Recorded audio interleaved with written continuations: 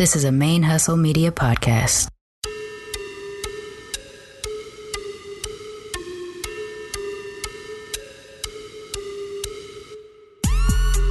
All the way from the A, you listen to my favorite lesbian on BRQ. Hey, stay locked in with your favorite lesbian on Black Radical Queer. Yeah. Hey y'all, this is Javi Nicole, aka your favorite lesbian, and you're listening to Black Radical Queer Podcast, our stories on our own terms.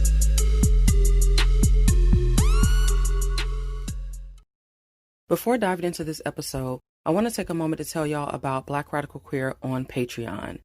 Patreon is a great way to support the podcast because those contributions help to offset the cost of making this thing happen. So production costs, editing costs, hosting fees, all of the funds from the Patreon go towards supporting that and keeping this podcast moving right on along. Also, there's perks to becoming a patron because you get early access to the episodes and you also get a discount on all BRQ merch. So it's a great way to support. I appreciate my current patrons. And if you want to become a patron, you can do so by going to patreon.com. So Patreon is patreon.com/BlackRadQueer. BLK RAD QWR. Thank you so much for listening, and let's get into this episode.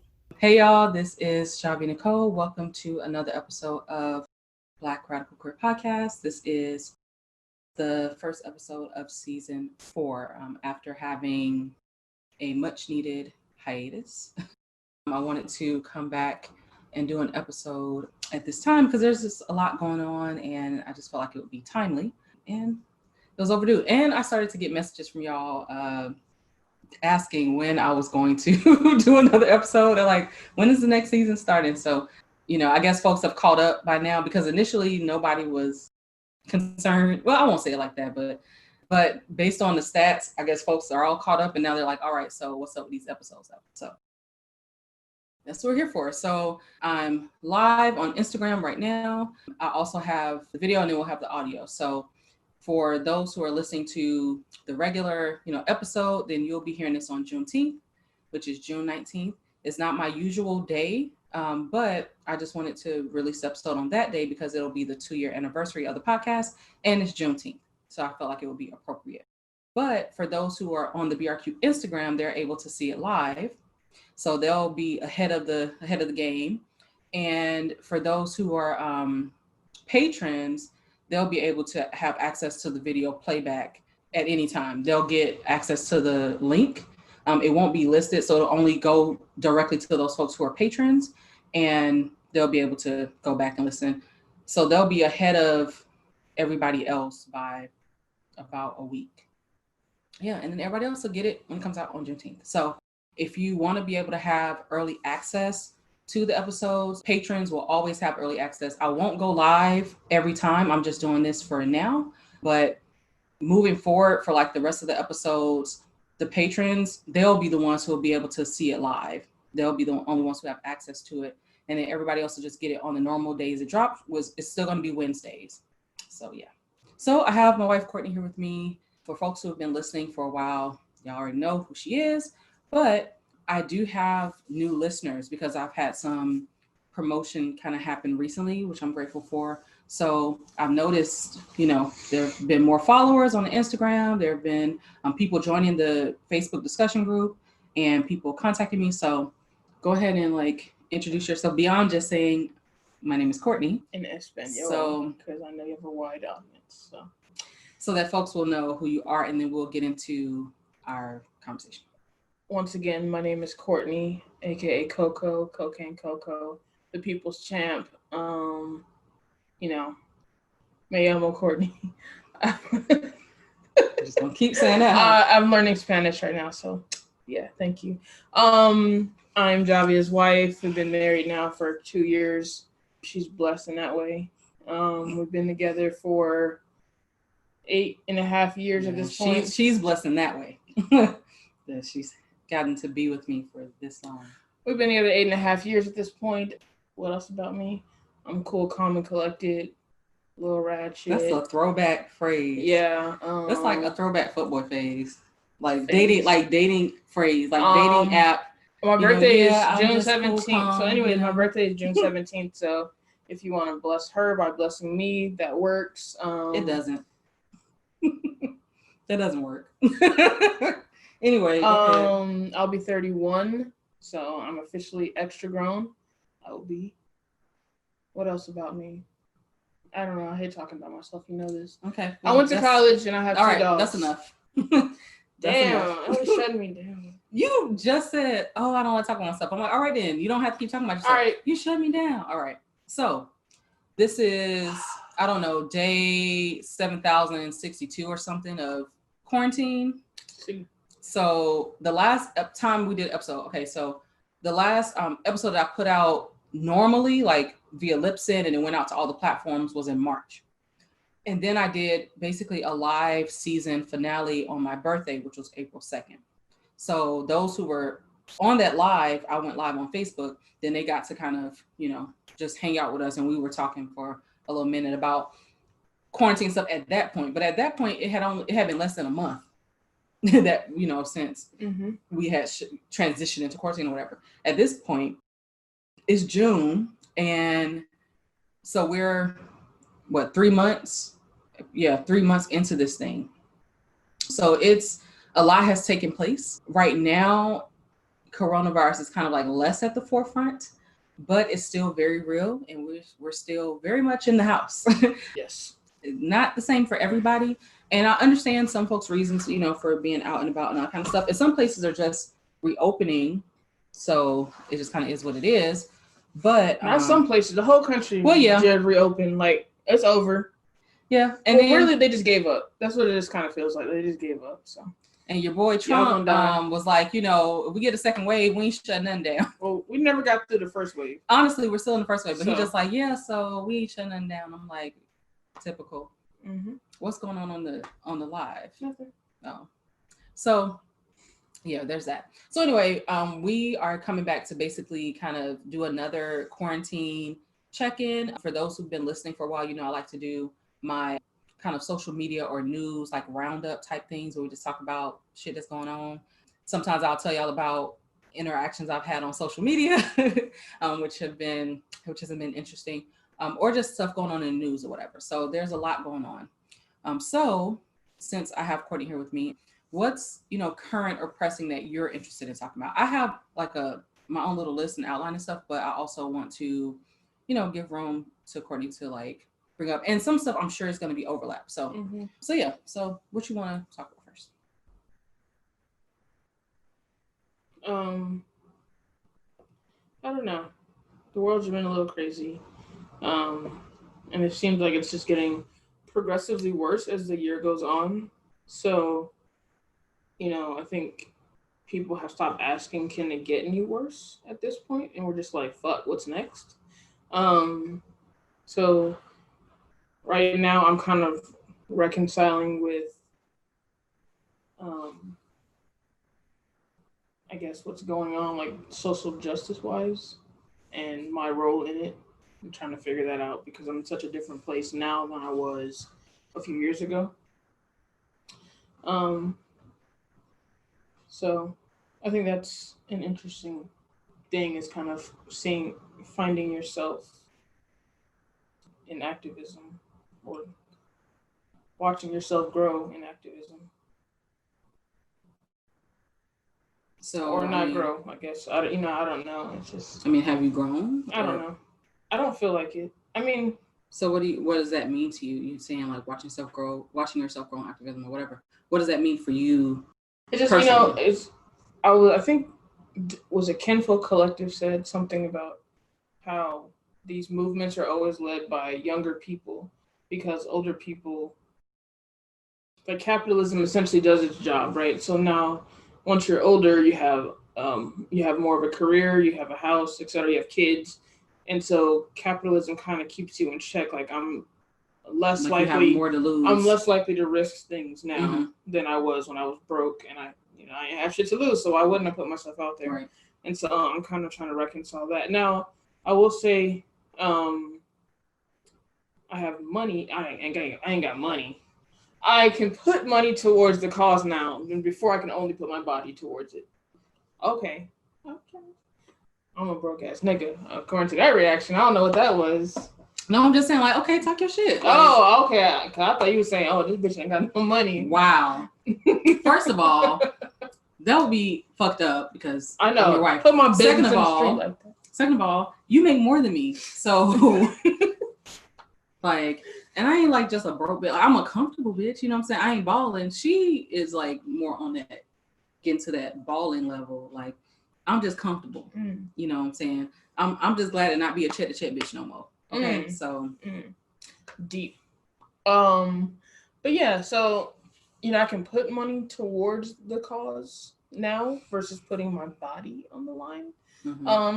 And I wasn't gonna put my body on the line, no way, because I ain't forget about COVID. I don't know where everybody else was like, fuck it. And it's cool because I understand that level of anger. Right. And to feel like, okay, even in the midst of a pandemic, like this threat to my life is more pressing than a global pandemic, you know, which it just speaks volumes to how serious and how like this shit is crazy and folks and how tired people are. And also because a lot of folks have been in the house and stuff. So now it's like, I got time, I got energy, like to be out in these streets. Because if it wasn't for COVID, I'd definitely be out in the streets because that's what we do. Like we'd be in these streets.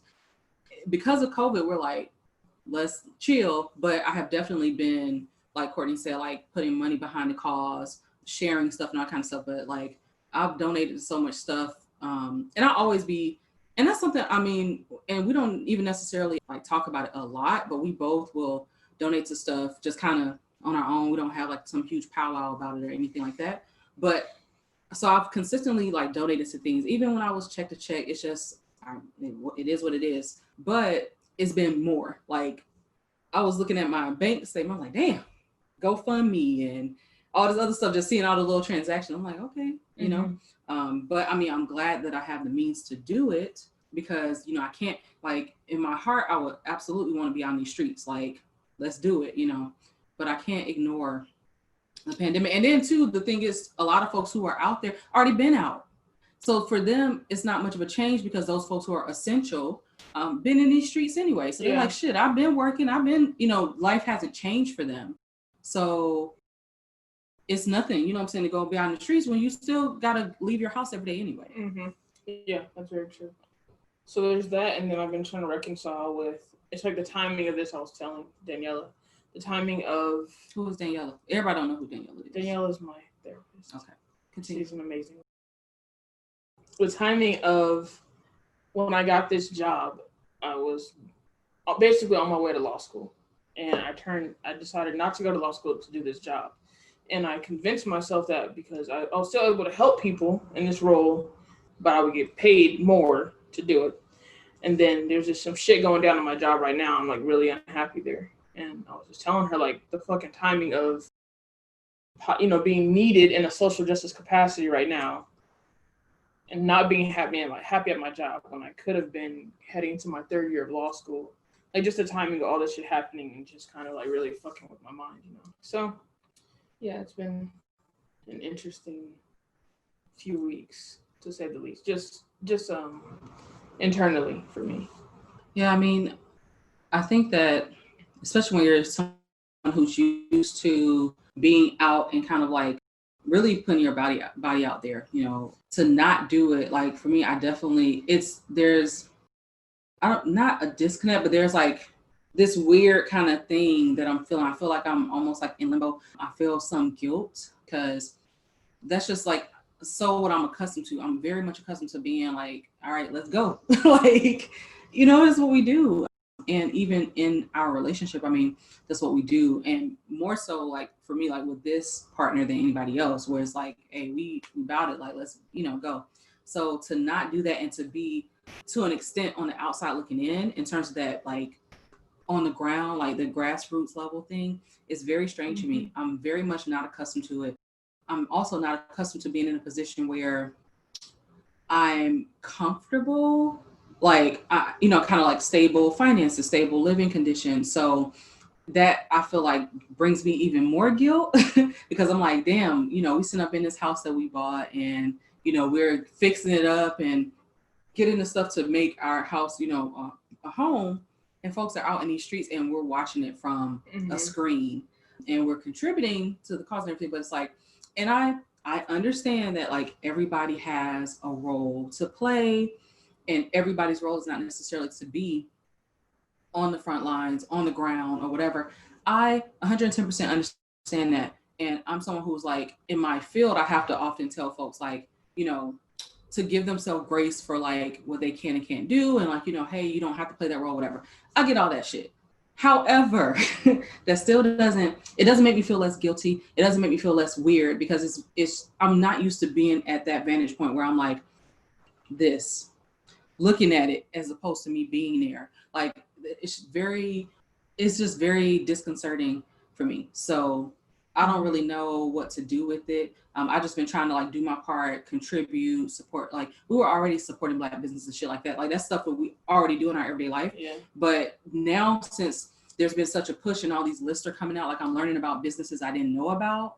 And because of that, I've been able to support like even more Black owned businesses, because I'm like, oh, I didn't even know this exists. Like, the amount of money that I have spent is pretty ridiculous. But at the same time, for me, I'm like, well, this is money I would have been spending anyway, honestly, getting to and from work. Like, it's not like, it hasn't changed in terms of like my budget, or me looking at my account and seeing what I have in there. It's like, this money would have just been going to rideshare for me commuting to and from work. So I'd much rather, give it to these businesses and give it to these causes. And so that's been great, but it's so odd. It feels like two different realities or whatever. Like, I'm seeing a different reality or whatever, because I'm like, we in the house and we've been in the house. So it's very odd. It's very odd. Yeah, it's strange, to say the least. And it's odd because when we were out there protesting, we would see older people. So I kind of feel like we're just, when COVID's over, because this shit's not going to end, like, they're going to keep killing us. Yeah. Like, you know what I mean? Like, that's not going to end. I think, when they get a vaccine or whatever the fuck they figure out, we'll have to be out there. Or when Trump refuses to leave the White House, whatever comes next, Yeah. There's going to be a time where we're not going to be able to stay. Right. And, we'll have to figure it out. Which, just because of who we are, we already know that. Like, so basically it's kind of like, we're kind of just waiting. It's going to get to a point where it's like, okay, we just not going to be able to just, chill or whatever. So, and not even like that, but it's just, shit is going to keep snowballing or whatever. And that's just kind of how these things work. It just is what it is. So, so that's been very odd. And that has, kind of brought up some feelings for me that I couldn't anticipate, because I've never been in this position. I've never been in a position of, not being on the front line. So it's very interesting. But I mean, money does talk too, and not to understate, the significance of us contributing our funds. And because it's something that's important to us, and it just being like, there's no question. I'm not like hesitating, like, should I, support, should I?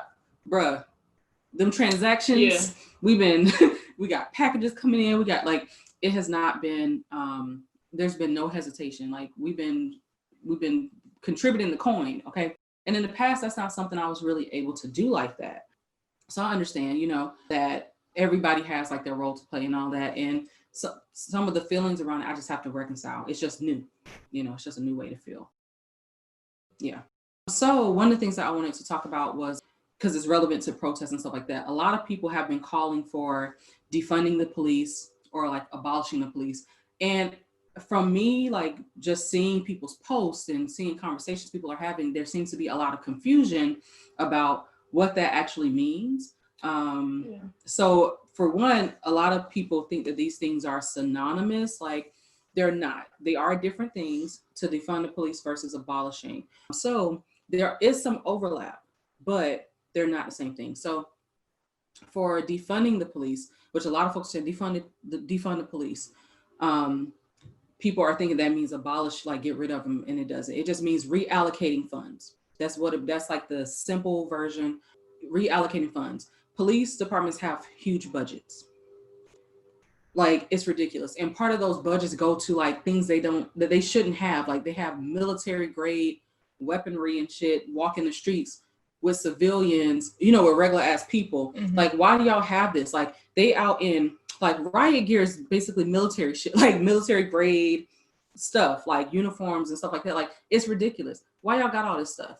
Like, they have, all tear gas and rubber bullets, I think people think like they're made of rubber. It literally is a bullet that has rubber around it. It's not that it's not lethal, it's less lethal. So it can still damn kill you.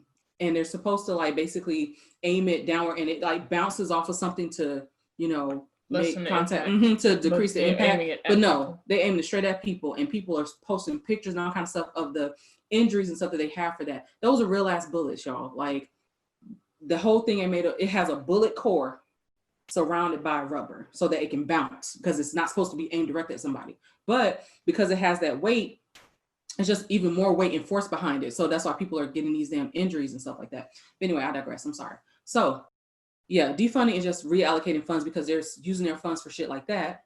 They have these millions, like budgets that are millions of dollars, whereas like you look at funding for schools and stuff in the same neighborhoods, because we're looking at taxpayer dollars and all that. Schools without resources, schools that are overcrowded, kids that they have these programs where they're like, okay, well, we can't afford to just kind of pay off a lunch debt. So you got kids with debt in fucking elementary and middle school, things like that funds should be going to. We got security guards in schools, but not counselors and nurses. No, like not security guards, police. Yeah, police officers in schools. We have instead LUSD of has their own police force. So right? That's the shit right there. Mm-hmm. So that's what funds are going to but it's schools in LUSD, they ain't got no nurses. Right. We don't have, a lot of schools don't have, like the nurses, or they don't have full-time nurses. So the nurses will be at this school on Monday, at this school on Tuesday. Like, they move around. They don't have full-time nurses. So if a kid is sick, or you're counselors. leaving it, or counselors. So they're leaving it up to the teachers to determine if they need, or they're just automatically calling the parents. Like, or they're calling that. the police. Right. So the only thing that we found is that the police, well, you guys probably know this, the police are basically there to harass Black and brown children. Absolutely. So police have never stopped a school shooting, ever. So when people say, oh, they're trying to take the police out of schools. Safer. Right. That's always been you want to take the police out of schools, you want more school shootings? They've never stopped a school shooting, a single one. The only thing they've done is harass Black and brown children, constantly stopping them, searching them, things like that. So there's no benefit to that. And they start at the elementary school level, right, arresting 6-year-olds, things like that. So all they do is they start grooming kids for the prison industrial complex. Mm-hmm. That's all they do. It's like, so now by the time you get to high school, you're accustomed to being under surveillance, to being harassed, to being like, has become a normal part of your school experience. And then they don't have counselors. So like, like I work in counseling or whatever. A job that I had applied for I started working the job that I work now is actually for like, they wanted behavioral interventionists to go into schools, and they've been essentially like outsourcing those type of things. Instead of having an in-house school counselor, they've been having outside teams come in and paying them less. So instead of allocating funds to have an in-house school counselor, which you should have, they'll have someone like, if I was to work for that company, I would come in. Now, I don't have the same background as a school counselor. School counseling is like its own degree and its own educational path. That's not my background. Mm-hmm. So they'll have somebody like me who has like a broader counseling background or whatever that wasn't like specifically focused on school. Like, I have some education background, but most people who work this job, that intervention, they don't have that background. So we're supposed to come to the school and deal with emotional issues, behavioral issues, physical stuff. Like, that's what they're doing. And then paying, why I didn't accept the job, because they want to pay pennies to have this third party come in and do that. They contract it out instead of paying a qualified school counselor to come in and do that. So defunding the police really just boils down to reallocating funds, taking some of the funds out of the police force, the police department, policing in general, and putting it into other areas in the community, and doing it in a way where it would minimize the need for police anyway, because there's not this great need for policing. Crime has decreased over time.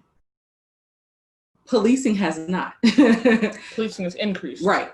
So that's a problem. All right. So that's defunding the police. But then you have abolishing. So abolishing the police is there some nuance because what would kind of like replace it, there's not the same suggestion or solution by every person or group or whatever who is calling for like the abolishing of police or whatever, but the general concept. So instead of having police, having a system where community members are holding one another accountable. You can have something like restorative justice be an option for that, or you can have something like, let's say like a community guild essentially, or like a board type of thing that people will come to, but it's folks who are in that community, who from that community, like basically peer policing type of thing, but not with military grade weapons, not with systemic oppression, So basically, putting something different in place. See, defunding is not getting rid of police. It's just kind of taking a lot of that stuff away, and also calling for them to not be using all these lethal. Here's the thing, like, and so before I was for like abolish the police, but I hadn't heard the term defunding the police. So I think that more so aligns with it, because let's be fair, white people need to be stopped, and they're the most dangerous criminals in this country. We do need them to be policed. So if you defund them, take that money and put it towards community services and let us self-police using those community service, and allow there to be a police force that is specifically used to stop the most dangerous criminals, which are white people, the mass shooters, these kind of people, the serial killers, right? Those kind of people who are just killing for the fun of it. No amount of community intervention is going to stop those kind of people. Right. Then yes, there needs to be some kind of a force out there to stop those psychos. You know what I mean? So there needs to be something there, but the same force does not need to stop those people and the guy sleeping in his car. Right. You don't need the same people to respond. Right. Clearly. I mean, I really think there could be, like a combination of some of the concepts that people talk about for defunding and some that they talk about for abolishing, because I do think kind of for those petty crimes and things like that it does make sense to have like your community members of, your peers, your neighbors, and that kind of stuff, look at that and really try to go on a route of restorative justice. But in a situation of serial killers and mass shooters and rapists and stuff like that, folks who like abuse children and pedophiles and stuff, things that there has been plenty of research to kind of show that like these folks don't really rehabilitate. Like given the opportunity, they do the same shit again. That is where you would need like a trained force, to handle that or whatever. It's the same thing with like kind of abolishing prisons and stuff like that. I get the concept, but I do think like we have that segment of people where it's like, well, if they got to go somewhere, we got to do something with them because they exist. My other thing is with looking at like community policing is that who is the community? Because white folks policing each other. That's never going to work out. That's what they've been doing forever, and we see how that's worked. They don't hold each other accountable. So I think that we, have to basically have something in place where there can be more accountability, less lethal force used, but also being realistic in the fact that like there are people who can't be rehabilitated. I do believe in restorative justice for some situations. Like if somebody like stole something, like okay, like but there's levels to this shit. Like there are levels to crime, and it's been shown you can't really like rehabilitate a pedophile. Like there's these things they've tried, but ultimately it's kind of like you're constantly having to like stay on top of that. You can't really rehabilitate a serial killer. Like this just what they want to do.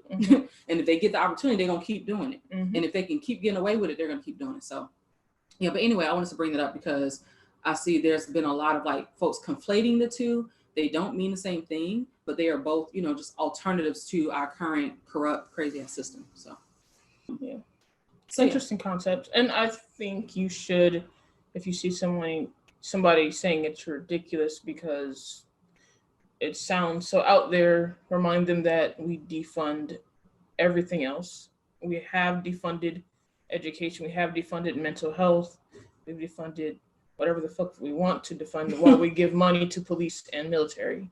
So again, once shit hit the fan, no one asked, where's the stimulus money gonna come?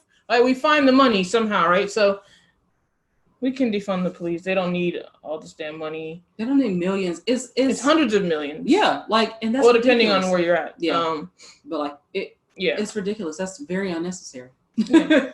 And if you look up your city's budget and see the percentage that the police get, then you'll see how necessary defunding it is. For LA, it was, I think, 54% of the entire city's budget was going to policing. Just think about that though. Like, over half of LA big as fuck. Okay, so over half of the budget for Los Angeles, that's a crazy amount of money, and over half of it going to police. Like, that's crazy.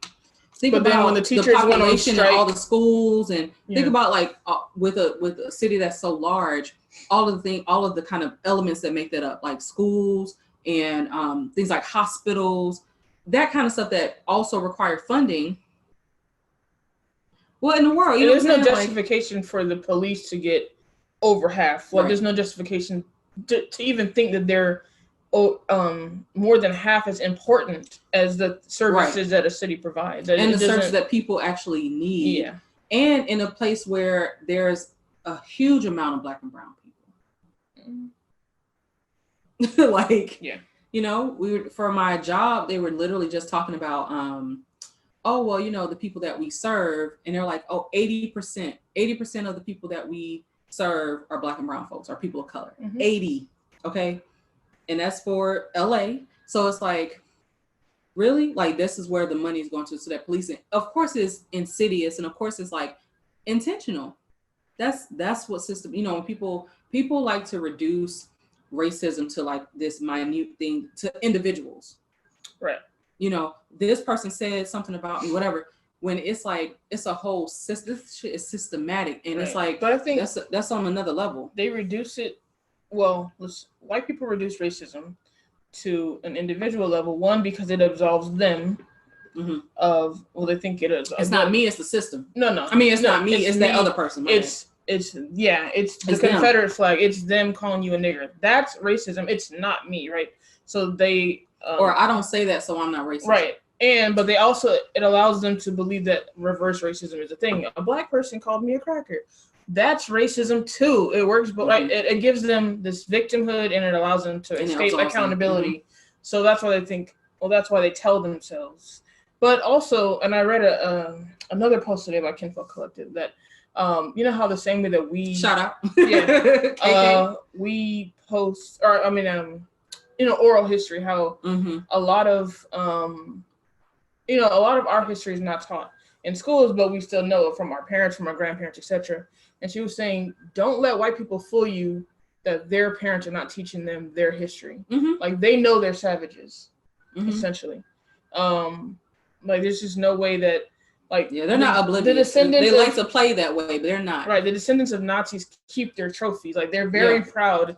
And the descendants of the Confederacy, they keep those trophies. Like, they're very proud of who they are. It's like we watched Watchmen, bro. If you haven't watched Watchmen, just watch it. Watch Watchmen on HBO. So good. If you have access to that. Yeah. So good. But like Courtney was just talking about keeping trophies, like that's literally what happened in the show. This man, his ancestors or whatever were part of the KKK, and he kept the regalia. Like, this is what the fuck they do. So all these stuff that have like that symbolism and all that, they fucking know.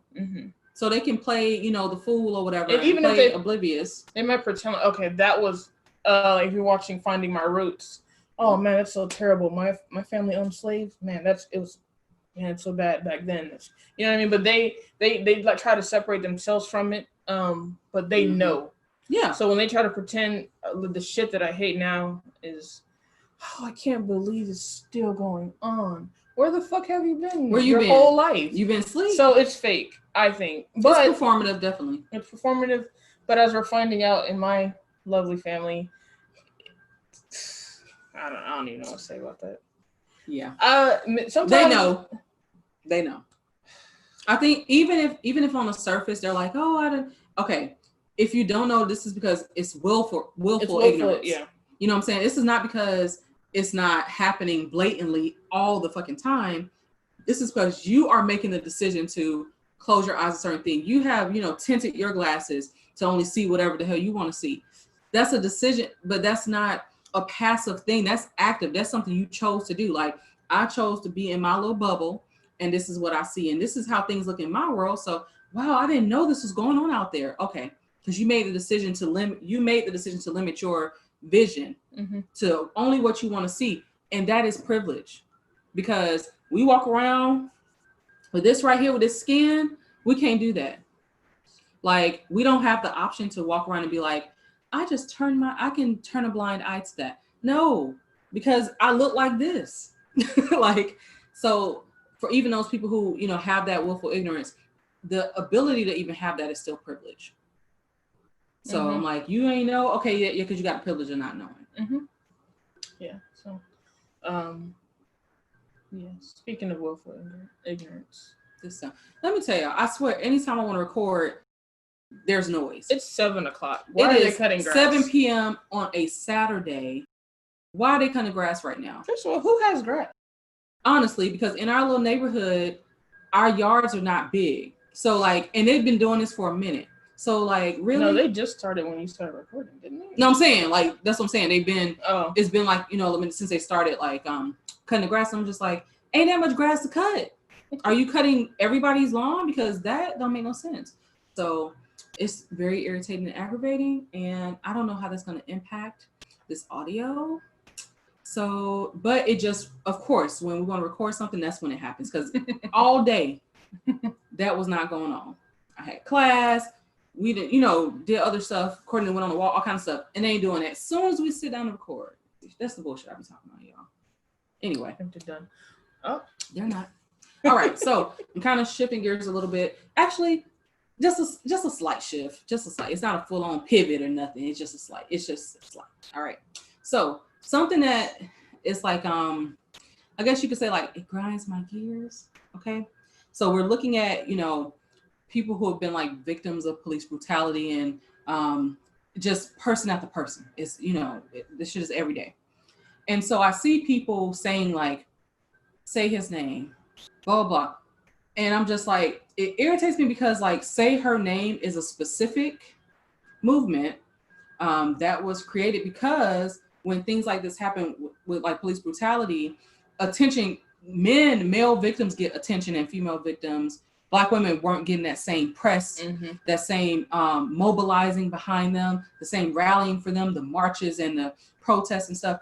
Black women were not, and still not, you know, to the same extent, getting that, right? So that was the whole point of the Say Her Name movement and that hashtag and that statement. And people every day like, say his name, say his name. I'm like, people already say his name. Right. They already say their name, they already say guy's name. So that's not the point. So, you know, for at least for the folks who listen to me, if that's something that you've like adopted, please, I ask, like, don't say her name is specific. Say her name is just for her name. Say his name is not a thing. Right. It doesn't need to be a thing. Like, we are in a patriarchy. So. For context, Breonna Taylor was killed 2 months before George Floyd. Right. So that's why Say Her Name is a thing, because no one did shit until he was killed, and she was. And then when folks start saying like, hey, so she was killed, and where's this, you know, outcry? Where's this backlash? Where's all this? When people start responding to all of this stuff about George Floyd by saying, well, what about Breonna? Right. Then that's when, you know, folks gonna be like, say his name. I'm like, okay, like, bro. Then she got kind of, I mean, I don't know, kind of luckily, like, but she got been like a resurgence of like, her case got brought back up again, because of him. You know, but when we're out here getting murdered in the same, brutalized, raped in the same shit, you know, our names are not lifted. So that's why I said her name was created. Right. And we're also on the front lines. Let's be clear. Every time. Them lines, all you got to do is look at a picture. Like, we're always the ones on those front lines. Always. Essentially, what happens is Black women show up for Black women. Black women show up for Black men. Black men show up for Black men. The end. Like, they don't. If George Floyd wouldn't have died, Black men would have never shown up for Breonna Taylor. Which is why, honestly, whatever, cancel me. I don't give a fuck. Like when George Floyd initially died, I was just like, yeah, whatever. Like, not like I don't care that he died, but I'm not about to waste like a ton of my energy. And I've been, for the record, not just him, but I've stopped putting a ton of energy behind like lifting up the names of Black men. First, because Black men are trash. That's a whole other.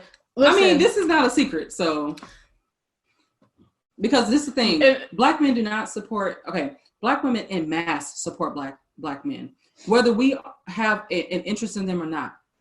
Neither one of us concerned about fucking these dudes. We still would show up for them. Black men don't show up for Black women. They barely show up for the Black women who are like, mothering their kids. Right. They show up if they want to get something from it, but that's it. It's not en masse. It's on a very individual scale where it's like, okay, let me do this to get what I want. So my priority is not uplifting the name of Black men because they're uplifted. Like, well, yeah. So there's that. But if I were to get murdered right now, and maybe times are changing. Right now, because of the moment, maybe my name gets mentioned. But let's say 6 months ago, if I were to get murdered on camera the same way George Floyd did, Black men would not have shown up for me. Right. It'll be Black women. Yeah. But that's why I was really like, whatever. I stopped giving my energy to men who would shit on me. You know what I mean? Mm-hmm. If they were alive. So it's kind of like, what happened was, not saying I think they deserve to die, especially not in this fashion. Not saying that at all. And I definitely support the movement completely. Yeah. Fuck the police, tear all that shit down, burn it down. I don't give a fuck. It's just me putting, as a Black woman, putting my energy constantly behind Black men. And then it comes out, they used to beat Black women. Like, Tim Sterling was he a rapist? I don't remember. Or Stephon Clark, how he hated Black women. Right. These are the main ones. Right. They're like, he didn't even like Black women. He talked down on them all the time. He said they weren't, they weren't shit, blah, blah, blah, whatever. Yeah. That's how it always turns out. And so definitely for me, I have, which folks who listen to the show already know, I say Black women over everything, period. Mm-hmm. This is not, there's no caveats. Like, that's who my priority is. Black women over everything, everybody. Mm-hmm. Everybody else got to follow on after that because we are the only ones who lift each other up. Ain't nobody else en masse lifting up Black women but Black women. Mm-hmm. We also be lifting up every damn body else and taking care of everybody else. But I'm just like, I'm not with all that. My priority, my concern, taking care of Black women, uplifting Black women. So that's why I'm like, okay, I didn't post, such and such George Floyd, but absolutely Breonna, absolutely Sandra, absolutely, like that's where my energy has to go because who else is giving us their energy? Like, it's only us. It's always us. And like, it just really blows my mind because there's an entitlement when it comes to Black women's labor. There's so much entitlement from every damn body. Every demographic feels entitled to our labor, or they want to piggyback. They want to attach themselves on. What about us? Blah, blah, blah. That's what folks like to do. But we definitely don't get that same energy when it comes to us getting support. It's just, no, we want to use your labor and want to latch onto you, but we cannot reciprocate. Mm-hmm. And I'm just over it. So when I say Black women over everything, that's what the fuck I mean. And so that's why I say her name. Yeah. So just to reiterate, of course we don't support people being murdered. No, absolutely not. And that shit is still, I'm not saying it's okay. It's absolutely not. I absolutely just don't support that or whatever. But at the same time, there's enough people lifting his name up. Yeah.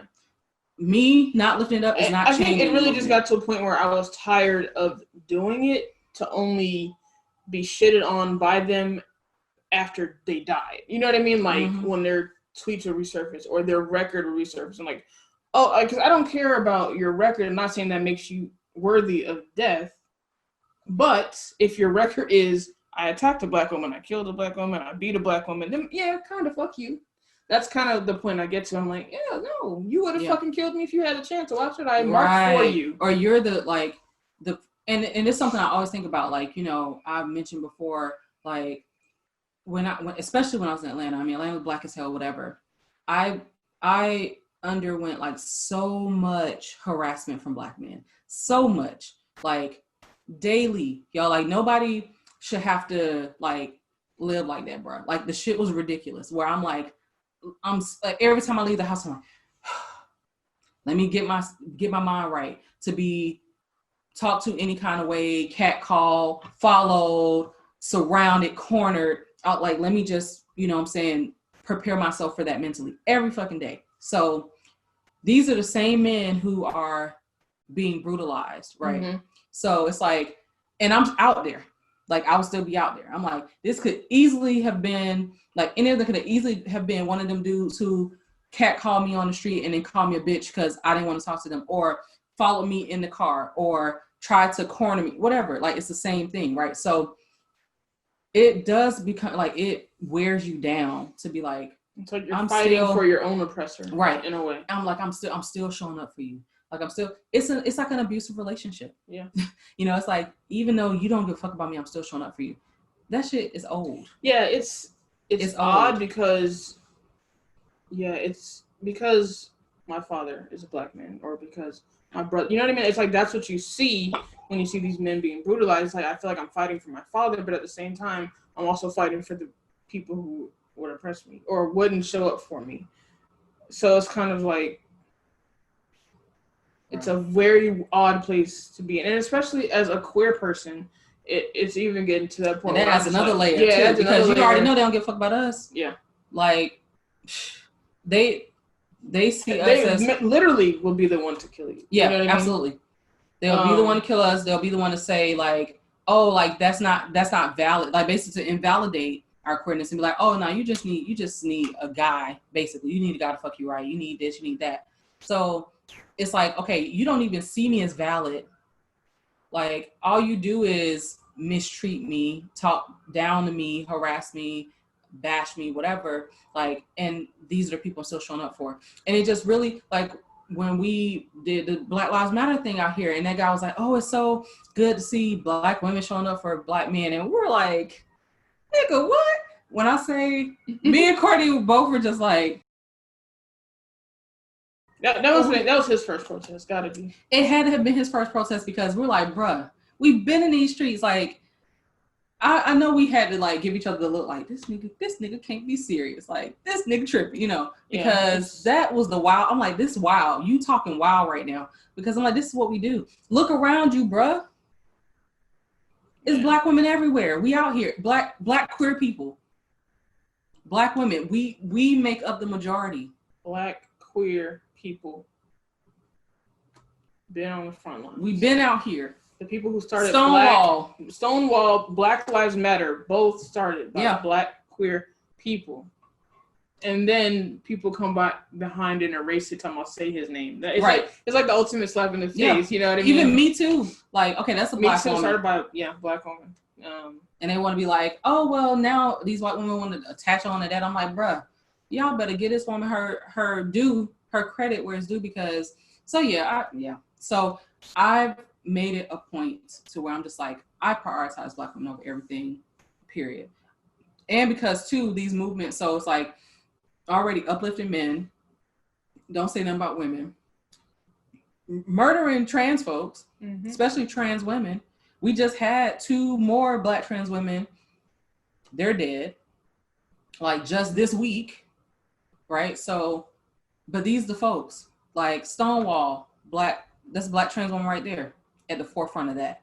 These are the folks who are the pioneers and who are, like, really spearheading these changes and getting slaughtered in the street by black men, by the black men they show up for.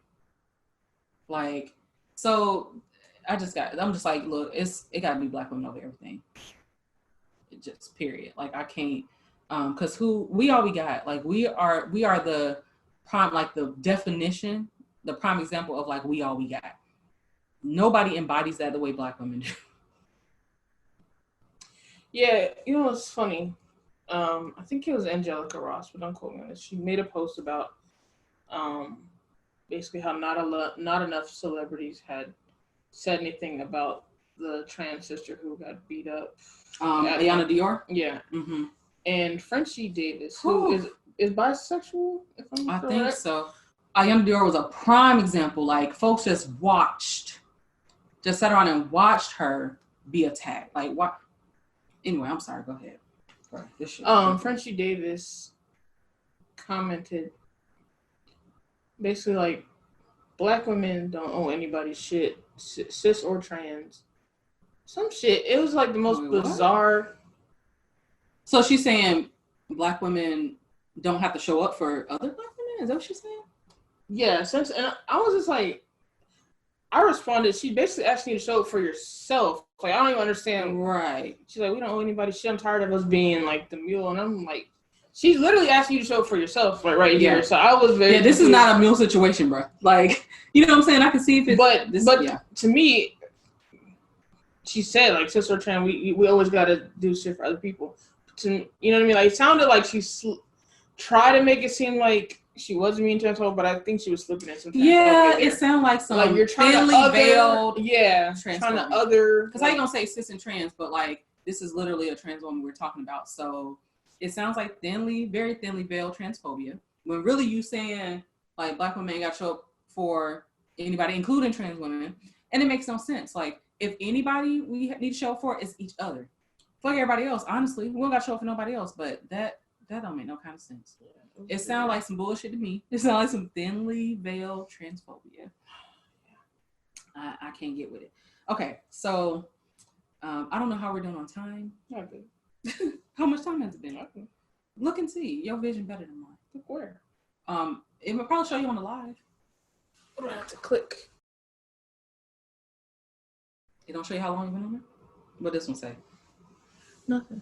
What? It's 7:20. Okay. I don't know. Come on, technology. You're supposed to let us know something. All right. So, okay. It's only like a couple more things that I want to talk about on this because I don't want it to be like outrageously long. And we, you know, once we start, especially we start talking about black shit, you know, we'll be going in. All right. So I want to talk about this idea of like black. What's up, Asia? This idea of black liberation. And it's so fun. Wait, which Asia? My sister? Okay. Mm-hmm. It's funny that she popped up because actually me and her were having a conversation about this on my Facebook thread. So I want to talk about black liberation and this concept of allies. All right. So I've mentioned very briefly, but I didn't go into detail. Like, this was a while ago on the podcast. I mentioned that I don't believe in allies when it comes to black liberation. I had some folks question me about it. And I'm like, I said what I said. I don't believe in allies when it comes to black liberation, okay? Now, one of the people who articulated part of what I was like feeling was Feminista Jones. I mentioned her before. That's Bay right there, okay? So. Not me. Anyway, so Feminista Jones like did this thread years ago. This was probably back in, hold on, let me see. 2013, 2014. I think it was 2014. No, it was 2015. Okay, whatever. So Feminista Jones did this thread back in 2015 talking about this basically the concept of allyship and why white folks, when it comes to like black liberation, can't be allies, right? I won't go through the whole thing. What I'll do is like I'll link the thread in the show notes so that y'all can go read it because I don't want to like misquote her or anything like that. I'm just going to give my perspective, right? So here's the thing. When it comes to like black people like getting free, you know, for white people, we're in a white supremacist society. White people get all the benefits from this. Like, they get all the benefits, right? Right. So when you think of the concept of an allyship, think about it like countries forming alliances. When countries form alliances, they do so because it's of mutual benefit to both of them. So it might be a situation where it's like, oh, well, you have oil resources. You have these exports that we can't like have domestically or whatever. Like, you grow these plants that we don't have the right weather to grow here or whatever. It's like a trade partnership. So it's like a trade partnership or whatever. About, yeah. So there's a mutual benefit there. Or an allyship in war or something where we're going to fight for each other. Right. Or we're going to band together and fight this. We can't fight for white folks. This common enemy or whatever. So anyway, so yeah. So you think about an alliance in that sense, both or all parties benefit from it in some kind of way. Right. And it's not just benefit, but there's like there's a balance of benefit. So it's not like one is benefiting way more than the other. Okay. So it's like more of an even playing field. So it's like, okay, from us exchanging these resources, we both get things that we vitally need or whatever, or that we want, whatever. So something like that, right? Whether, even if it's just money, it's like, okay, we get this, oil, y'all get this money, whatever. You know what I'm saying? It's like, there's a mutual benefit there. Okay. So when it comes to Black liberation, for Black people, our benefit is freedom. Our benefit is being freed from a system that was specifically designed to oppress us. What is the parallel benefit that white people have? There is none. How can they be our ally when? Get us to shut up. How can they be our ally when it will require, like, where Black liberation requires dismantling a system that they inherently benefit from? It's the exact opposite of an allyship, right? Correct. They have to lose in order for us to win. Correct. So, right. They have no incentive to invest in our liberation because they're already benefit. Like, things are already in their favor. So, by something no longer being in their favor, that's an L for them. So inherently, just by design, it can't be an alliance, right? So they have to be willing to, like, relinquish some things, relinquish that privilege or whatever. And it's like, they can talk about it, but, like, for real, who want to do that, right? So they're like, shit, I'm good. Ultimately, because that desire for self-preservation is going to trump you, even if you're, an idealist or whatever, like, your pie in the sky dreams is like, yes, I want to help the Blacks or whatever. That sounds so good. But, being like, I want to help the Blacks, yes, I want to do the right thing, that kind of thing. That, when it come down to it, it's like, but damn, I got to give up everything. I can't keep a little bit of the privilege. You think, like, just think about it like this. If we know racism is a system, right? And just take one part of the system, like jobs, right? Where Black people are underemployed and we have a higher unemployment rate, right? Because they see our names and they're more likely to throw it in the trash. Well, to dismantle that part of racism, I mean, white people are going to have to start losing jobs so they can get in those positions, right? How many of them are willing to lose their jobs for us? Right. None of them. Correct. 0%. That's the thing. It's like, okay. Well, this is Serena Williams' husband. One. Look, got one. I mean, but he's rich already. He's willing to risk it all for Serena. Right. Okay, but that's the different situation. Think about it. He's rich already, right? He's set for life. Yeah. So he really didn't give up anything. Right. Let's just think about it, right? Right. And he's set to make money, like his royalties off of that website, right? So he's going to be making money for that for the rest of his life, right? He said, their daughter said, they're fine. He's really not giving up anything. Right. He's donating $1 million. Like, if you can donate $1 million, you're fine. Right. Right? It says like 2 minutes left on the line. We have to redo it. So that's kind of the thing, right? Who's going to give up anything? Not just a small piece. Yeah. Are they going to give up? Are they going to give us access to better schooling so their kids can go to I was about to say, even like with school, like think about like an Ivy League school or whatever. All these different practices. Oh, you know what's a good one? Housing. Yeah, I just said housing. Oh, you did? Oh. Yeah. I was like, the kids, are they going to give up their places of where the kids go to school? They're going to give up their neighborhood. Yeah. Because so many things have been, so many like policies resources and like gerrymandering and all kind of stuff have been adjusted to benefit them. Like, they're like, you know what? Now we have an influx, of white people in this area. Let's redraw these lines. Mm-hmm. You know what I'm saying? Right. We got white flight. White flight is a thing because they can go where the hell they want to go and benefit, right? Mm-hmm. So that's why it's like, okay, think about an alliance. There's no comparable benefit, whatever they actually have to lose. They have to give up something. And when it comes down to it, if you're like, you know what? This person is homeless, right? I can help them. I have a home. I can't say, oh, well, they can just stay at my house. No. I can give them some money for some food to eat. No, for it to be balanced, like, you know what? You got to give up your house, take that money. So both of y'all can, have a place to live, but you're going to be in a smaller house. Your house going to be smaller. You're going to have to, They're going to be like, hell no. Are you willing to downsize? Right. Are you willing to downsize so that we can both have, you got your 4-bedroom. Are you willing to downsize so we can both have a 2-bedroom? No.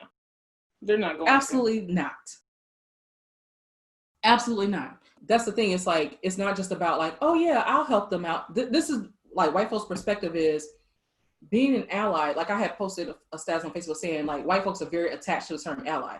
But in my opinion, it's really just the modern day way of saying I've always been good to you people. Like, I do good stuff for the blacks, you know. I don't say the N-word, you know. It's like those little things that they can still do that and be comfortable. It's going to require extreme discomfort for there to actually be equity. It will require them, you know, relinquishing things or whatever. So them saying, oh, I'm an ally or whatever, it's in those easy things to do where it could be like, I don't say the N-word, because they feel like I don't do these particular things, that means that I'm not racist. But that's not true. Because when it comes down to it, like when it comes down to doing the real racism, work, you are a racist. When it comes down to doing the real work, when it comes down to like, are you willing to totally uproot your family? Like in the house example. So you willing to uproot your family and totally adjust your way of living for this cause? We don't have the same thing because it's like, we can be allies because that's our reality. So you think about, so I want to give examples. There have been like abolitionists, right? So there have been examples of white people who are willing to risk it. Yes. For that, those just not on a large scale. So, but they would not be considered allies, right? Those would be considered, what's the word? Co-conspirators. So that's my point. So it's like, because the thing is, because they're risking themselves, right? And they have things they have to give up or whatever. It requires sacrifice, like not just saying some cute talking points. Not just being like, I'm not racist, don't say the N-word, making a little video, a little post. It really requires sacrifice if you're really about that life. Like, it really requires those folks who like legitimately put their bodies on the line. This woman that I interned with, I did a fellowship with Spirit House, and one of the founders, Ruby Sales, she is like pretty well known in terms of like social justice, civil rights and stuff like that. So she was just saying how like, you know, there were those the abolitionists were actually about their life, where it's like they literally like, I'm gonna put my body in front of yours and take this bullet.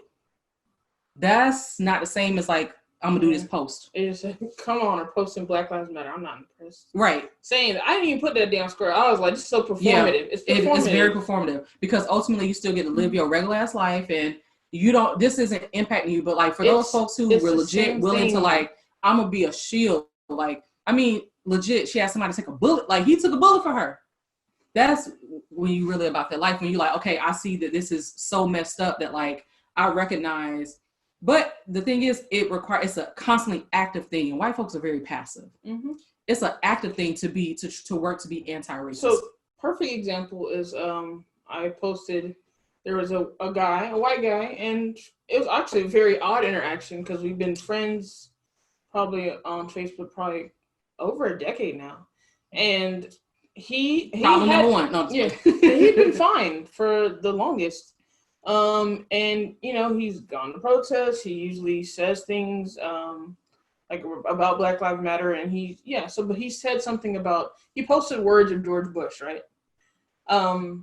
Basically calling for unity or some bullshit that whatever the fuck George did, and I basically checked him on it, and I was like, I know you mean well, but I just want to kind of remind you that part of white supremacy is that they get to basically be forgiven, right? They get to inflict all this harm, cause all this harm on our communities, and then they get to go and live these cute little lives. And George was like painting. Wasn't he on Ellen's show? And oh, look at George, look how cute he is and all this shit. Or when he was next to Michelle Obama, and they're passing each other candy and shit. And I told him, I was like, honestly, part of the reason why white supremacy, part of the reason why it gets to keep living is because y'all keep forgiving them for everything that was just a part of, you know, that was like part of his job. Like, this is not, people make the mistake of thinking like this is not inherently who they are versus like, this is just, that's just something they did. This is who they are. Like, understand how racism, this shit is ingrained. So he basically came back with, I've done my part. That's literally what he told me. I've done my part. What I say, I've always been good to you people. Yeah, I've done my part. You're going to chastise me, take this shit somewhere else. You can unfriend me. I've done my part. I think Bush is doing the right thing here by claiming unity. And I was like, first of all, I could spaz.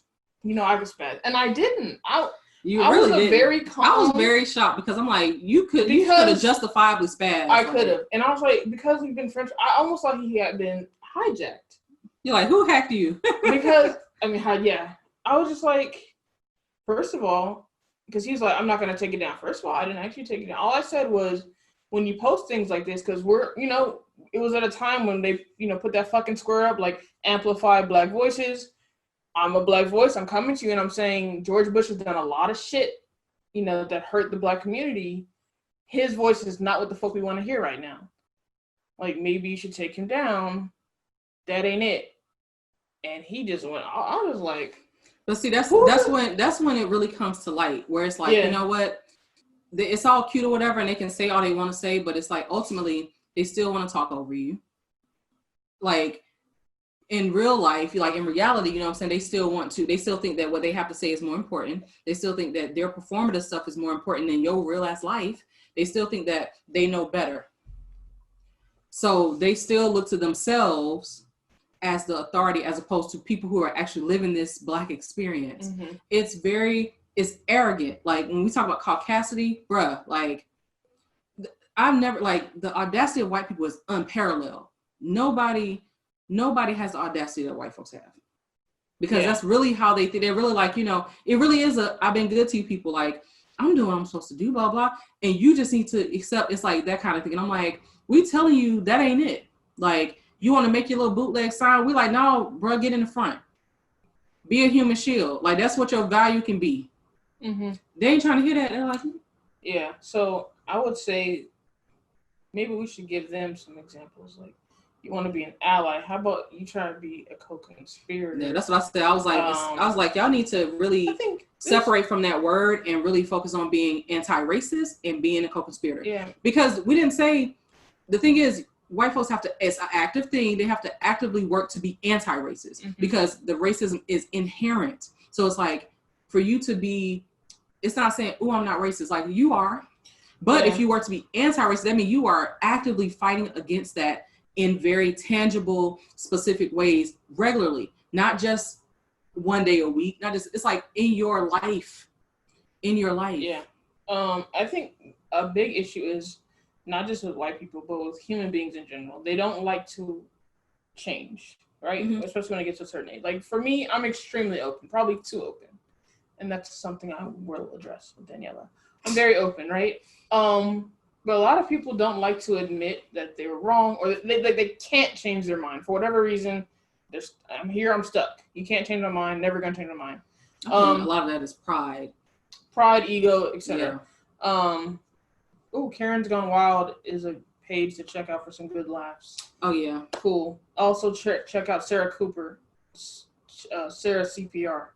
Oh, yeah. Her shit's hilarious. She be tripping me out. And then, there's like, I have to find it. There's a page on Facebook where there's like, it's like some white folks, mainly white women. And they basically, like, you tag them and they come and drag other white people who say stupid stuff. Oh, nice.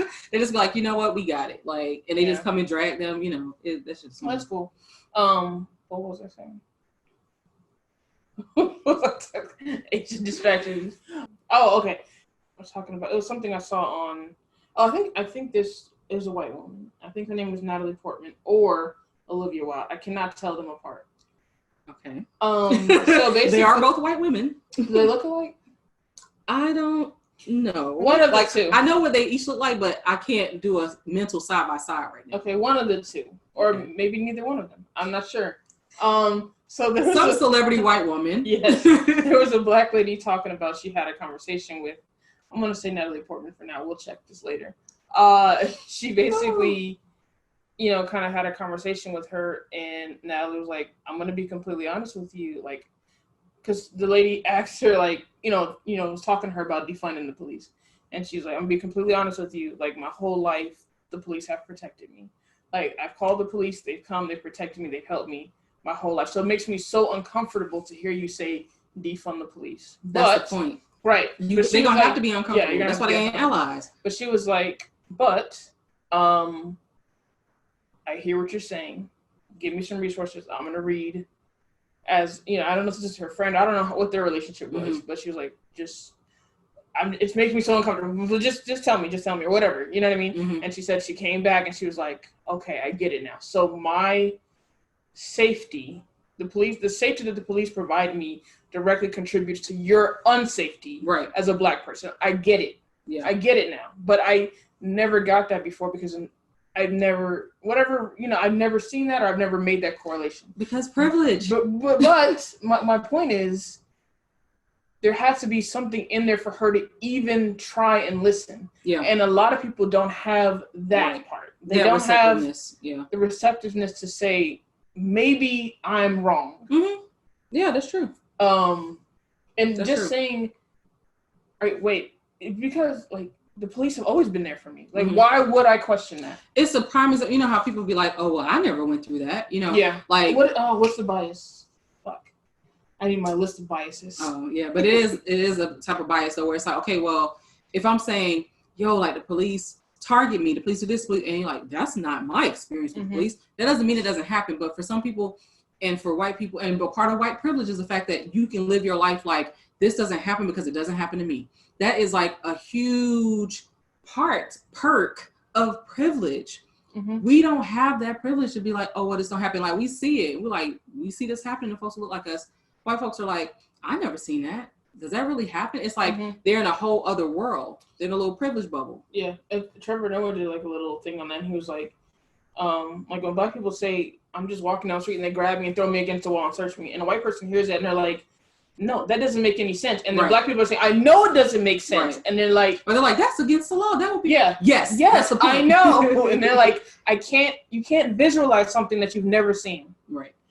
Like, yeah, that's literally the point. That's why they don't do it to you. Right. That because you have this cognitive dissonance. And that's why it's such an issue, because it's like you, like the reaction that you have where you're like, what? Like, no way, you know, that kind of thing. Like, there's no way this can happen. That's unlawful. That's crazy. Like, that sounds like some dystopia. Yes, motherfucker, that's our life. Like, that is what actually happens. Mm-hmm. But to them, it sounds like this far-fetched, ridiculous, exaggerated thing. They think that our very real day-to-day things are exaggerations. And so that's how they respond. Like, it can't be that bad. No way it can be that bad. It is that bad. It's worse, you know. So that's part of what privilege affords them. That's part of that. It's like, you got on little privilege goggles. You don't have to see that.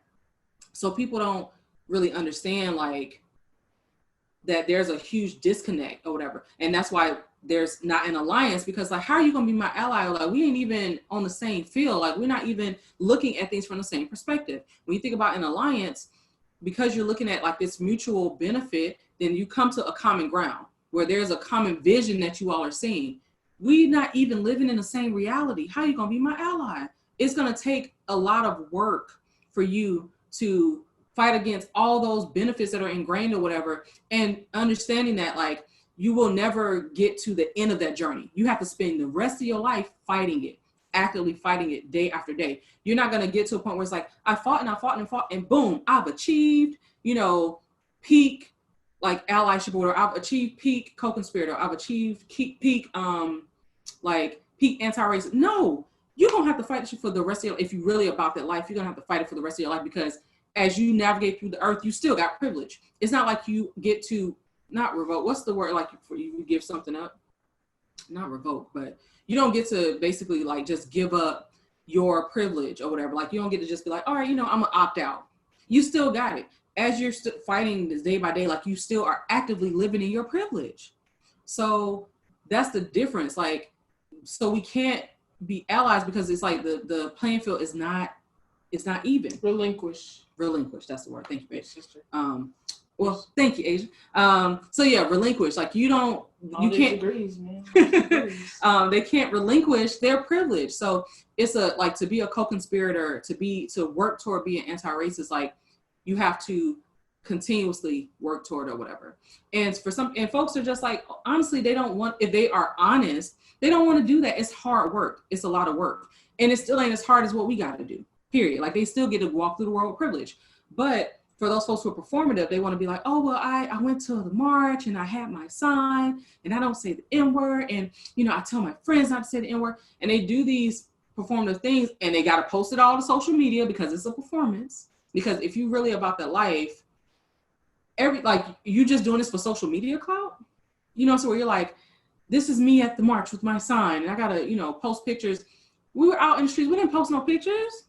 We didn't even have our phones. We didn't even have our phones. So, in the car. Right. So that's the thing. So I'm like, okay, that's the thing. If you're just doing it for like to be seen, then that's what your motivation is. You're not actually trying to be anti-racist. You're not actually trying to do the work for real. You just want to have the appearance and then be so self-righteous about it too. Then be like, but I showed up and I did this and I did that. And that's what I mean about I've always been good to you people. Mm-hmm. It's a performative thing, because in your heart, when it come down to it, are you willing to put your body on the line? Absolutely not. So, are you willing to do the work? Absolutely not. Humans, right, at our core are selfish beings, right? Is what they always say. So what the whole "I've always been good to you" thing is, everything that a white person does at the very end of it is self-serving, right? Right. So that's why when we call them out, they're like, "Wait, but I did." Like the things that they're doing are to make themselves feel good. It's to assuage that white guilt. Yeah. What happened? No, Asia's saying something. Police have the privilege of taking off their uniform, but you can't hide your skin color. Yeah. Right. Yeah, that's why it's some bullshit when people say Blue Lives Matter. I'm like, y'all don't know the other shit. But we already know that's some bullshit because they have a problem with black. That's the word they have a problem with. And because at the end of the day, okay, you have cops that are black and they still get treated the same. So like when they take their uniform off, they just sometimes even in the uniform. Yeah, but they think they fake. Yeah, so pretending. So that's the thing. Okay, and then the last thing that I wanted to touch on, relevant to Black liberation. Courtney Silly. Y'all couldn't see her. She just like touched my knee when I said last thing I want to touch on. But anyway, so this conversation of reparations. Now, this piece that I actually want to mention actually has nothing to do with white folks, right? It's about Black folks. So, I was on a Kinfolk Collective post, and so basically folks were talking about, reparations, and essentially it was just supposed to be kind of like a fairly light post, like, what would you do? Like if we got such and such amount of money or whatever for reparations, like what you gonna do with the money? And people just, how Black folks, we are like the masters at humor and just like we unparalleled. We're unparalleled when it comes to humor and stuff. So folks are going in about, I'm about to buy a giraffe. I'm about to put, some spinners on a cord, like just, crazy stuff, and it's just, we having a good time. Here go this chick talking about, oh no. We really need to, we need to invest in the community, and Black folks need to, with reparations, like she basically saying like, Black folks need to build community with their reparations or whatever. Now, on a surface level, folks might be like, okay, what's wrong with that? But I just want to tell you what's wrong with that, right? Because I had to tell her what was wrong with that. And because she was very self-righteous, and the way she coming across, like, like she was chastising people. And I'm like, okay, let me tell you how you got all this fucked up. Let me go ahead and let you know. Ooh. So, let me get out of the way. First of all, when you think about reparations is money owed. Reparations is not a handout, right? It's money owed. This is money that like not just our ancestors, but us too, that we have, it's like basically unpaid wages. We have ancestors who built this country. We've sustained this country. We have not been compensated accordingly. Mm-hmm. So reparations is that compensation.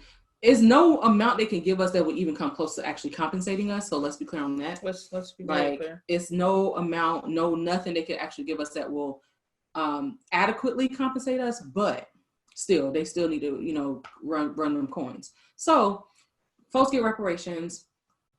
Blah blah blah. It's basically rooted in respectability to be like, this is what you need to do with your money. Now, all Black folks, like, we are oppressed. We work. We, work a lot in a country the society that don't care about us and that basically just like, brings us down and stuff like that. So it's our right to do whatever the fuck we want to do, honestly. If reparations like is a thing that were to actually happen, we are not obligated to do some specific things with that. We can do whatever we want to do. Somebody want to legit buy a damn giraffe, that is their prerogative. Shoot, I'm buying me some. Somewhat. I'm not. I'm working on my mouth. Okay. Anyway, so it's our right to do whatever we want to do. Mm-hmm. So to put these like caveats or to put these like requirements on it is just respectable. Mm-hmm. And because you're saying, okay, Bill, what community are you talking about? So are you talking about us investing in systems that oppress us, like capitalism? Mm-hmm. So everybody want to say, start a business. First of all, everybody don't want to start no damn business. Everybody don't want to be a business owner. Secondly, all we do is damn work. So can we take a break? And I was telling her, I was like, it's so ridiculous that we can't even hypothetically enjoy ourselves. Like, this is just a hypothetical situation. We're talking, here you come policing what people do with their money. We have a lot of respectability politics, like, ingrained in our culture. And white supremacy, man. And that's what it is, white supremacy, because ultimately that just really goes back to this mindset of like, oh, well, the reason that, Black folks are doing bad is because they don't invest in their community. They don't do this, they don't do that, which is all a fucking lie. We have had Black communities that have, been thriving and stuff like that they literally burned to the ground. More than one. This ain't happened just one time. So It ain't like we have never gone that route of like, okay, let's have all these things that we just sustain ourselves and let's do this and let's do that. We've done that and they have literally burned that shit to the ground. So for you to come and be self-righteous and be like, we need to do this. People do that and guess what? Still were oppressed, still got burned down, still dealt with all the same issues. Let folks have some joy, some leisure, some reprieve, however they can get it. If that means they want to buy a damn giraffe, so be it. But it's no person's place to be policing how folks spend their money. And really, it's just it's respectability politics. So it's the white supremacy, it's capitalism, because you're like, start a business. When you get your stimulus, you should blah, blah. Yeah. No, everybody don't want to do that shit. If somebody want to go and spend that money on whatever they want to spend, they want to go take a trip, they want to go, that's their prerogative. And the thing is, like, in a grand scheme of things, and as much oppression as we deal with, we should be able to take a break sometimes, rest sometimes, have a good time sometimes. So yeah, so just thinking, this is how I think about it. And unfortunately, we were born into a capitalist society that requires our labor, right? Oftentimes free labor or extremely underpaid. But we as human beings were not meant to be born to work and then die. Like, we were not meant to just work. Like, that's not what we're here for. They enslaved our ancestors and made them work for free. And then they just funnel us into a prison industrial complex to get us to do the same thing, because prison labor is slave labor. Like, make no mistake about it, it is slave labor by a different name. You got folks who are, prison labor sustains huge corporations for pennies. It's slave labor. It ain't no other way to put that. Right. Okay. Not even corporations, right? We're talking about out here, the firefighters, right? Slaves fight fires in California. And then when they get out of prison, if they get out, they can't fight fires anymore. So they can't get those wages. They can't count that as like, oh, I had this training or whatever. Yeah. Now I'm struggling to get a job because I have a record. Right. So because we need you to go back to prison, because we need your free labor. But you can package yourself for Starbucks, and you can fight these fires, and you can, do these things for Victoria's Secret. But can you get a job at any of those when you get out? No. So again, your body needs breaks, and it's okay. In your mind. So like, first of all, I really, because a lot of people talk about like this stupid shit coming up on, I think, July 7th, which is, I don't understand that one. I wish somebody would help me out. The boycott thing. Yeah. I think, and I get it. Like, Black people are hopeful, and we're like the most hopeful people on earth. To still have hope after all this shit, like, to still have hope is crazy to me. Yeah. Everyone's better than me, because I have no hope. Like, hope has sustained Black people. Like, hope has kept our people alive. Honestly, like, that's the only reason that, like, we're not extinct. You know what I'm saying? After being subjected to hundreds of years of genocide, because that's what it is. Yeah. We are the only people who've been subjected to this duration of genocide, and we still here. It's hope. Right. We still here. Like, you see how they decimated Native Americans. You see how even they're still here, barely hanging. Yeah, they're still here, but I mean, like, in the numbers that we have. Yeah. Because it's still, in both cases, it's genocide. We still hanging on. Yeah. But, and I think, so cool that, a lot of people have hope, but we have to get to a point when we realize that white people are not going to allow us to survive and beat them using their system. Right. So we're not going to be able to boycott our way to freedom. We're not going to be able to vote our way to freedom. Right. That shit is not going to work. However, that's the whole point of dismantling. Right. Yeah. You see, in Georgia is a perfect example. Y'all can try to vote your way to freedom. They're going to find a way to stop you. Yeah. They built the system. It is their system. Right. You cannot beat them using their system. Right. We cannot boycott to beat. We cannot boycott to beat capitalism. It doesn't make sense. And riots do work. I mean, people who, they're another respectability thing where folks are like, you know, you're destroying your own community. Okay, it's bullshit. It's not our community. No, it's not.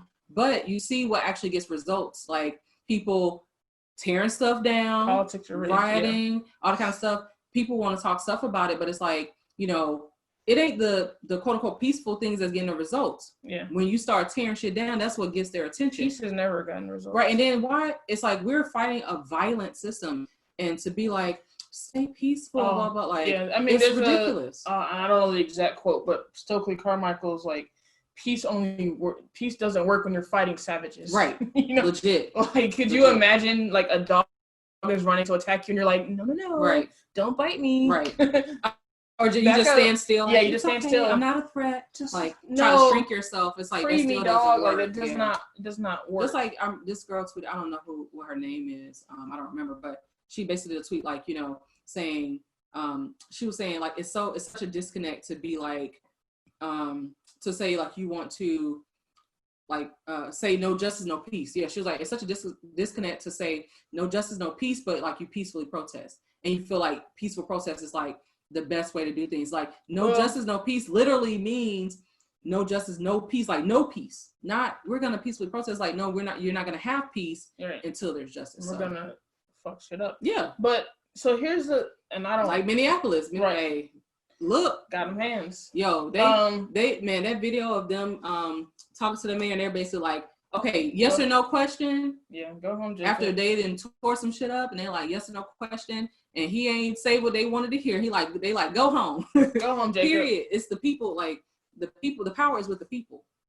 But so, and I don't want to take up like too much more time, but when we talk about like no justice, no peace and things like that. And so a lot of times people will say we're not our grandparents, right? And I know that's bullshit. But what I figured is the correct term, what they really mean is we're not our parents. The reason why they skip back to our grandparents is because that's the last time they saw something this massive, right?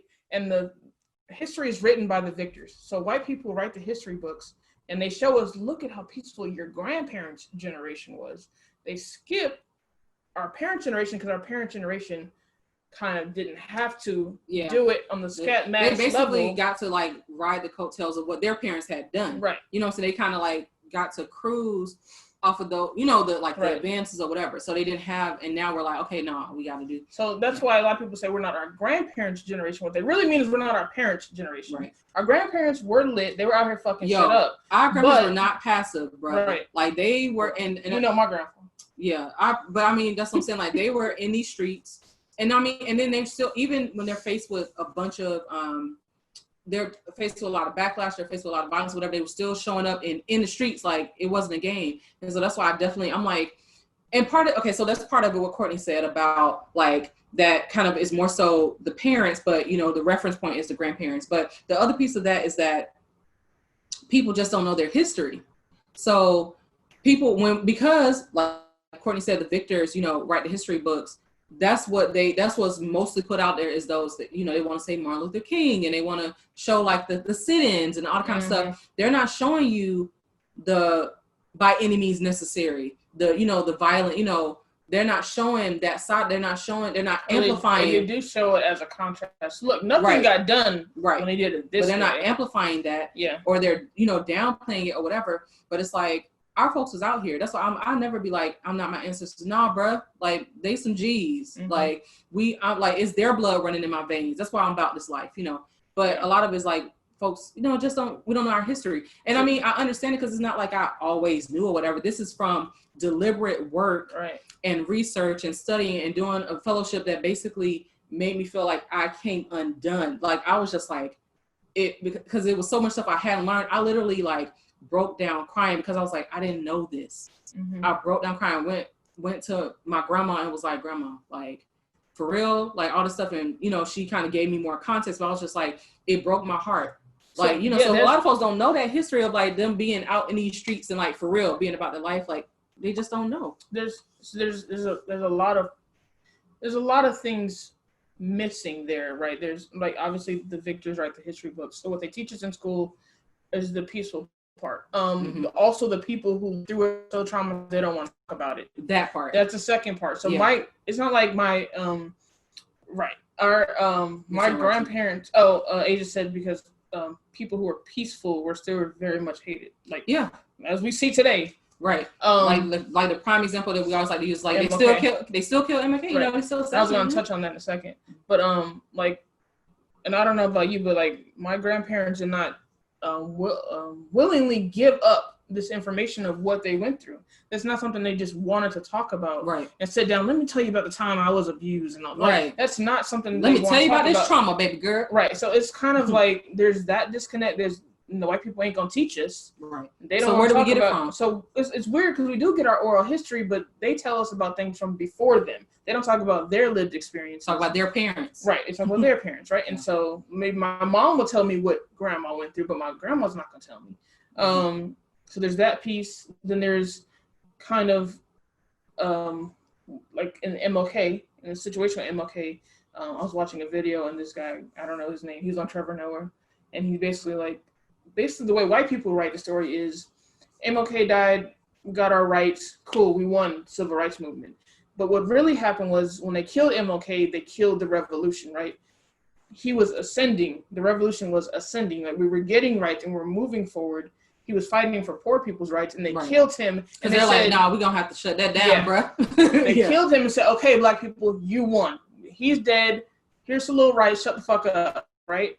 Yeah, they killed the revolution. They killed the revolution, and so the people who came after that, once they start writing these history books, then you guys are fine. Look, you got your civil rights, right? So then we kind of, and it was just enough to be comfortable because that in between, that's when cue that in between generation that you're talking about. Right, they got black women became the most educated group in America, just enough to be comfortable to where it's like, okay, well look at this person, and then that's when you have like the tokenism and this person made it, Oprahs and the Obamas, you start getting the NBA integrates, and you start getting all, you know what I mean, the sports integrates, and now you see black faces. Yeah, but look at this person. They start using these very individual examples to like represent the whole, and folks are like, oh, but we did this and we did that, and we're like, but we still have. And it wasn't coincidental that at the time that they killed MLK that we started integrating all these other things, right? Right. So just living it, I'm sure it seemed like it was getting better, but when you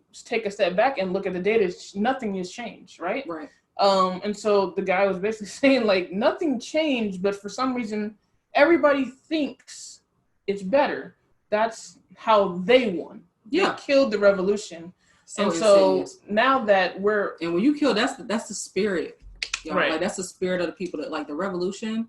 That's like the fire, and you put that out, and now it's like you have these like folks trying to like rebuild it, add stuff to kind of build it back up, but it takes a lot because it took a lot to get to that point. Yeah. Well, they tell like MLK died and then they kind of ended there. They don't tell about the rioting that occurred after he died. Right. That actually brought about folks turned up after he died. It wasn't like folks just like, okay, cool. Folks were like, oh hell no, like right.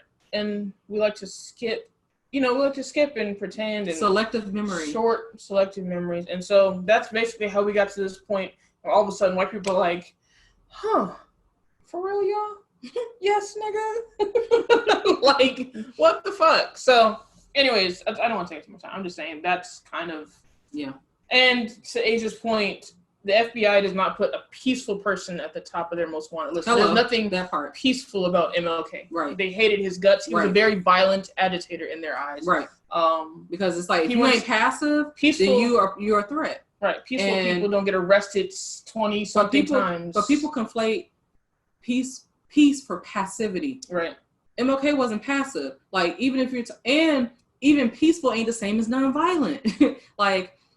So people kind of like conflate all those things. You might like, okay, it's very selective, basically. I won't get into all that because I don't want to go into this whole long spiel, but it's just something that like folks, we have to like learn more about, because it's a lot of our history that we don't know, we're not taught, and we have to like find, those people who are actually willing to share that information with us so that we can learn more. Like I saw recently, Angela Davis did like a kind of like a post or a video or whatever, where she was just kind of like giving her insight and stuff like that. We have people out there who can give us that information, and we just have to reach out to them and honor them and all that kind of stuff, because there's so much that we don't know. And when I did that fellowship and I was on, like, it blew my mind, because there's just so much stuff I didn't know, like even about like the riots after MLK and stuff. Like that's when I learned that. And at that point I was in my 20s, you know what I'm saying? So it's like I went through all this time not knowing that, and a lot of folks still don't know. And you think about, sorry, last point, I'm gonna shut up. You think about like the world that we live in now. We have social media, we have 24-hour news cycles. Think about how easy it was to keep information from people back then. Right. So there were probably a lot of Black people who didn't know things simply because of the way information was spread at that time. So it's easier to keep things separated. You know what I mean? Like, that's why we're having this resurgence now, because of how easy it is to disseminate information now. That is like the prime thing that's happening now. Stuff just spread, and it's still stuff that people don't know. There's still like, these are just the things that we become privy to. There's still instances that happen that we still don't know about, but information is so widespread. But back then it was a lot less so. So just imagine, people, just something that not even related to this, but how people forgot there was a pandemic during Woodstock, and I'm asking like, how the hell did y'all forget that? Yeah, legit. It's just like. I don't know. It's like, this is something we'll never forget. Right. I feel like. And for Woodstock, oh my God. I'm sorry. One more thing. So John Oliver, I don't know if anybody watches John Oliver. He's hilarious. He was talking about the summer of 1967 or 68 and how Black people were being brutalized in the street and how horrible it was for us, right? When did MLK die? Was it 67, 68? I think 68. 68. It was horrible, right? Horrible. Blood in the street. We're getting attacked by dogs, water hoses, right? Terrible for us. And when you look up that year in the history books, Google it, there's just that year. It's described as the summer of love. Right? Yeah. So he's just think about like the disconnect, 68. Just think about the disconnect. The disconnect and the manipulation of the history. Manipulation of the history and the media. But think about white people. You ask a white person who's the same age as a Black person who lived in those same years, what was your life like during baby, it was the summer of free love, and hippie, and it's so weird because we see those images, and for me, I've never made the connection that was the same fucking year. Yeah, I didn't realize that was at the same time. In the same country, in the same year that these people, because when I think of the 60s, I do think of civil rights, and I do think of like love and peace and free, but I never put it together. I actually associate that with the 70s. I didn't realize it was the 60s, because 70s is what I think of, like hippie, free love, and kind of like roller skating and shit. I don't know, that's what's in my mind. But because the 60s, I think civil rights. So I never but that's that juxtapositioning that's happening. Like I was talking about earlier, living two different realities. So I'm like, how are you gonna be my ally? Like, bruh, your parents, a different reality. Like, look at what my grandmother and your like, bro, different realities, generation and generation of different realities. So he was just thinking, like, he just said something along the lines like, I shudder to think what they're gonna call the summer of 20. But white people are gonna call it in 20 years from now, right? What are they gonna remember this summer as compared to what Black people remember this summer as? Right. But part of it too is since we have COVID. They were in a pandemic. Yeah, but we don't have a comparable thing because they didn't shut everything down. Like we didn't have a comparable thing. Maybe if they still had like Coachella and all kind of stuff, they would just remember that. But because it's been, I digress. I know this is very long, and we're losing light, and I don't. Yeah, it's just time to end it. Honestly, I got to get this to Charmaine, and I know it's long as hell, and I just apologize in advance. Black Lives Matter. So yeah, that's all I got to say. All Black Lives Matter. All Black Lives Matter. All Black Lives Matter. Every last one of them Black lives. Like, I'm gonna need, like, I want for my Black trans sisters to stop being fucking slaughtered. Here. It's ridiculous. Like, it's so ridiculous. I want for Black women's names to be uplifted with the same gusto as Black men.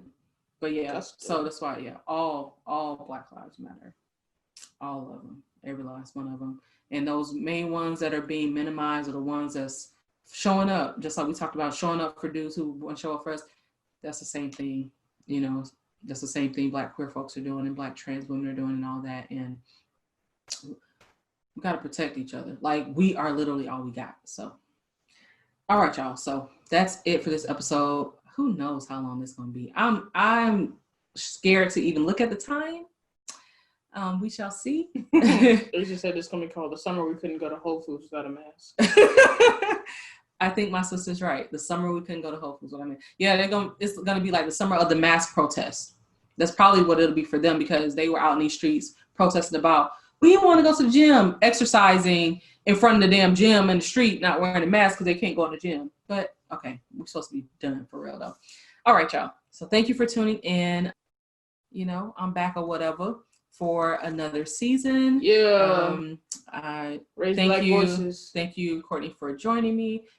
Something that will happen is, like, you know, moving forward, well, definitely at least for this season, and I have to, you know, check in with her, see how she feels, but for about every other episode, Courtney will be joining me. So I'll kind of be alternating, and then I'll also be doing some solo stuff. So yeah, because that's what the people listen to. They listen to us and they listen to me. So I'm like, okay, that's what the stats say. All right, y'all. So thank you for tuning in. That's it. That's all I got. And we're going to go ahead and end this thing. Thanks. Bye, y'all. Bye.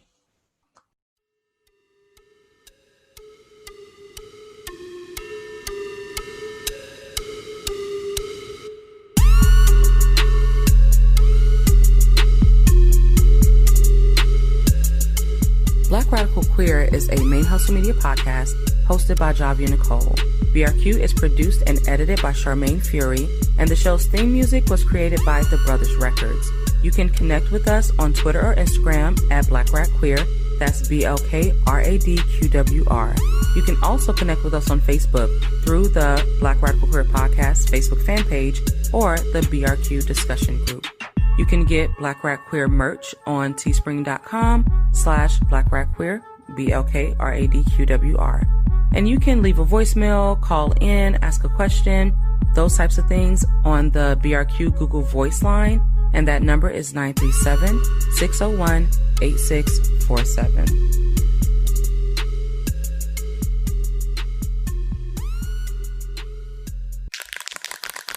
ManeHustle Media. Turn your side hustle into your main hustle.